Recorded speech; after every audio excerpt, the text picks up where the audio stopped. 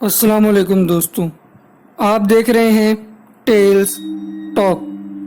दोस्तों, अक्सर आप लोगों ने सुना होगा कि कुछ इलाके कुछ पुराने कब्रिस्तान पर या शमशान घाट पर बने होते हैं। जो कब्रिस्तान या शमशान घाट अब काबिल इस्तेमाल नहीं होते, उनको तोड़कर सोसाइटीज़ बना दी जाती हैं।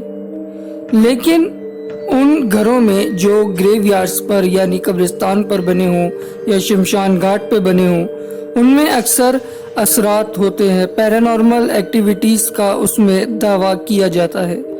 इसी तरह की एक स्टोरी मैं आपके साथ शेयर करूंगा। तो जिन्होंने हमें ये स्टोरी सुनाई है, ये स्टोरी मैं आपको उनकी ज़बानी सुनाता हूँ। दोस्तों, वो बताती हैं कि हम NORE1 एरिया में, जो कि नेवल सोसाइटी में नेवल ऑफिसर्स की एक स्ट्रीट है, वहाँ पे रहा करते थे। लेकिन ये बात बहुत कम लोगों को मालूम है कि वो पूरी स्ट्रीट एक पुराने ग्रेवयार्ड मतलब ब्रिटिशर्स के ग्रेवयार्ड में कब्रिस्तान के ऊपर बनाई गई है। इसी वजह से वहाँ बहुत सारी पैरानॉर्मल एक्टिविटीज़ होती रहती थी जब हम वहाँ रहते थे। तो वो अपना एक एक्सपीरियंस शेयर करते हुए बताती हैं कि हमारा घर था बोट क्लब वाली साइड, ओशन की तरफ, जहाँ एक पार्क है।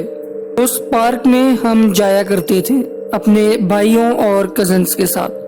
तो उस वक्त सीन कुछ इस तरह था कि मैं अपने बड़े कज़न के साथ जाती थी। वो पार्क में रोज़ शाम में मेरे साथ जाता था और वो मुझे वहाँ झूला झुलाया करता था, क्योंकि मैं काफ़ी छोटी थी उस वक्त। एक शाम ऐसा हुआ कि सब अपने अपने घर जाने लगे। हम वहीं बैठे रहे क्योंकि हमारा घर काफ़ी करीब था।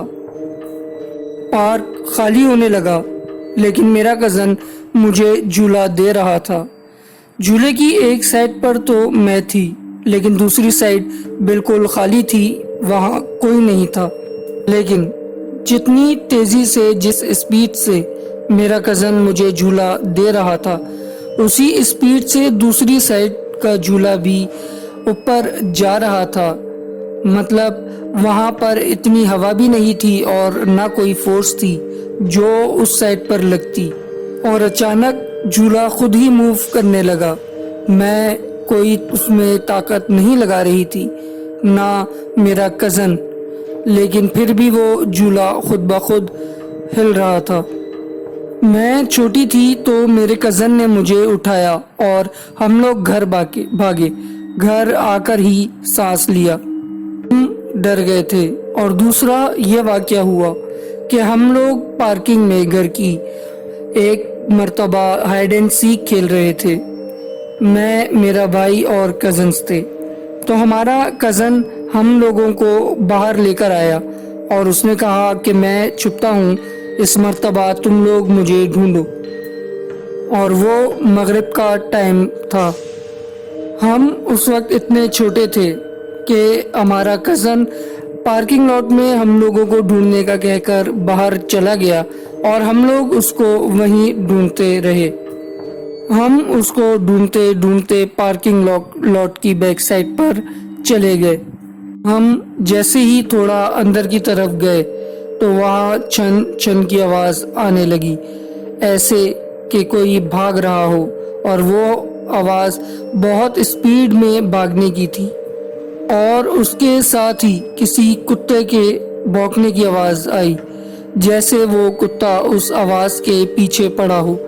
जैसे ही छन छन की आवाज़ आती, वैसे ही साथ कुत्ता भी भौंकता।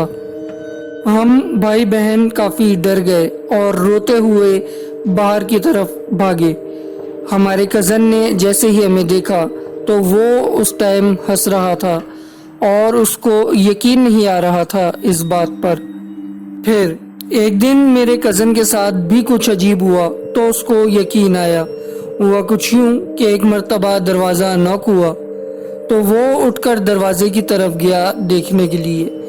मैं भी छोटी थी तो उसके साथ ही चली गई। जब उसने दरवाज़ा खोला तो बाहर एक आंटी खड़ी हुई थी। وہ بس پانی مانگ رہی تھی۔ مجھے ابھی بھی یاد ہے کہ ان کی اسکن ٹون ایسی تھی کہ جیسے کسی مردہ انسان کی ہوتی ہے، اور اس ایریا میں سب کے گھروں کے دروازے ایسے ہوتے ہیں کہ اندر سے باہر بآسانی نظر آ جائے کہ کون کھڑا ہے۔ وہ عجیب سی لگ رہی تھی۔ انہوں نے ہم سے پانی مانگا تو ہم پانی لینے اندر گئے، لیکن جب واپس آئے تو وہ تھی ہی نہیں وہاں پر۔ ہم واپس چلے گئے۔ تھوڑی دیر بعد پھر سے دروازہ نوک ہوا تو جا کر دیکھا تو وہی آنٹی کھڑی تھی وہاں پر اور کہہ رہی تھی کہ میں کب سے پانی مانگ رہی ہوں، آپ لوگ مجھے پانی نہیں دے رہے۔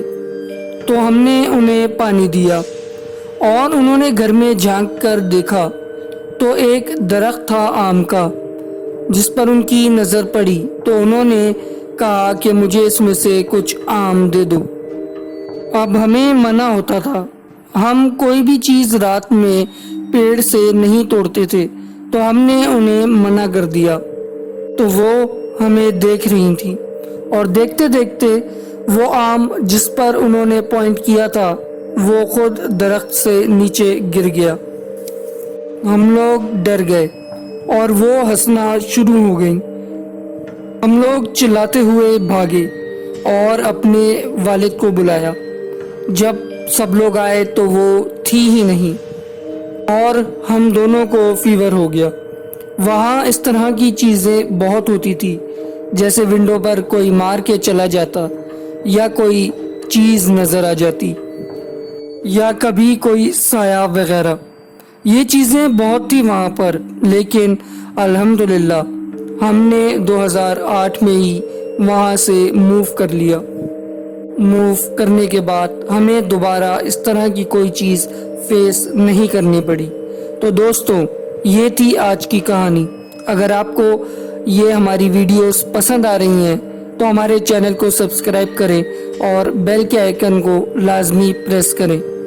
ویڈیو کو لائک کر کے کمنٹس میں ہمیں اپنی رائے سے ضرور آگاہ کریں۔